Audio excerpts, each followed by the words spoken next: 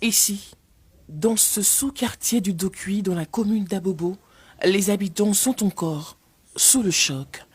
La raison, l'eau de la forte pluie qui a débordé de ce caniveau la veille a emporté un homme qui a réussi à sauver une femme qui se noyait. Alerté, Joël Nguessan décide de lui venir en aide. Une tentative qui malheureusement va échouer et Joël s'en sort avec des blessures.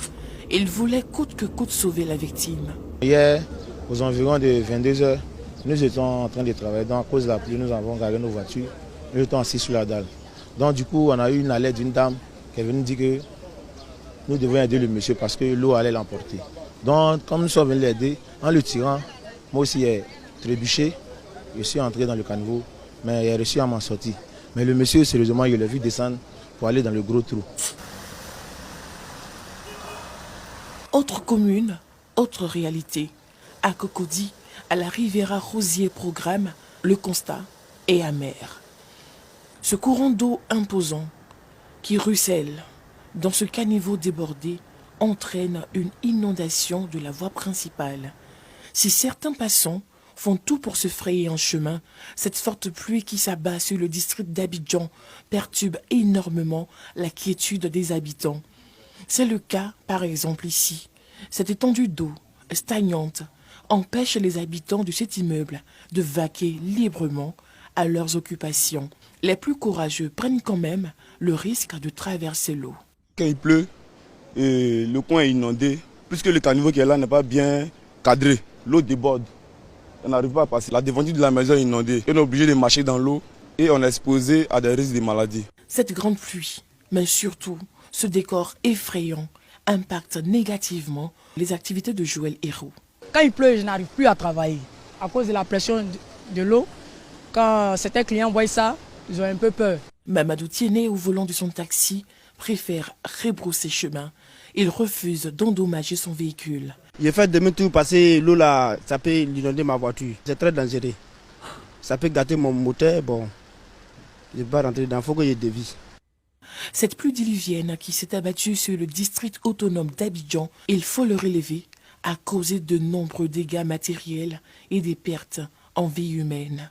En attendant la fin de la saison des pluies, les populations, elles, espèrent une intervention des autorités compétentes afin de sauver les populations qui seraient en danger. On apprend comme bilan provisoire près de 61 morts. 61 morts.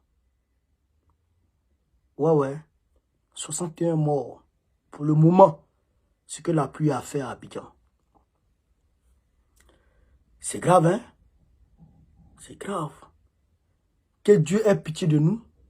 Parce que les autorités qui sont là sont des vulgaires menteurs. Des vulgaires boucantiers. Des vulgaires voleurs.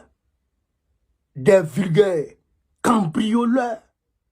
Des vulgaires braqueurs. Des vulgaires maudits. Des wawara de Kodougou.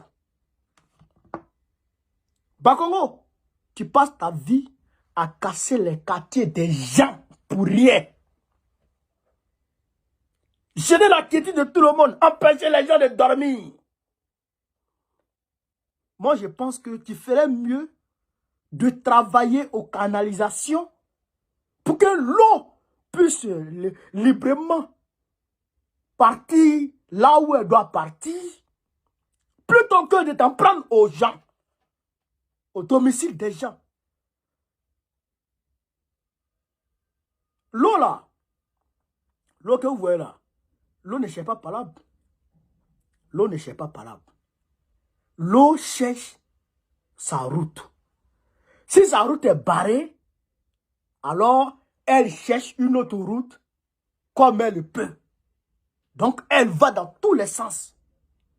Sinon, si tu as creusé un gros chemin pour l'eau, l'eau va emprunter ce chemin-là. Une grande canalisation, l'eau va emprunter la canalisation et elle va aller tomber dans l'embouchure ou elle va aller tomber dans la mer où elle doit partir. Mais quand elle n'a pas ça, elle s'étale. sur les domiciles des gens. Elle emporte les gens.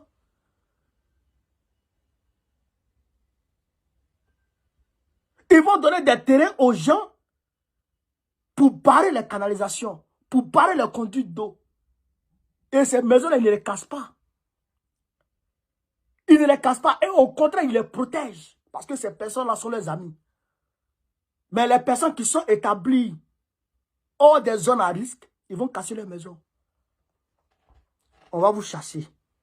On va vous chasser du pouvoir. On va prendre le pouvoir et puis on va arranger notre pays. Parce que vous, là, vous n'êtes pas digne d'être ivoirien. Chers camarades peu d'Afrique, c'est ce que je voulais dire.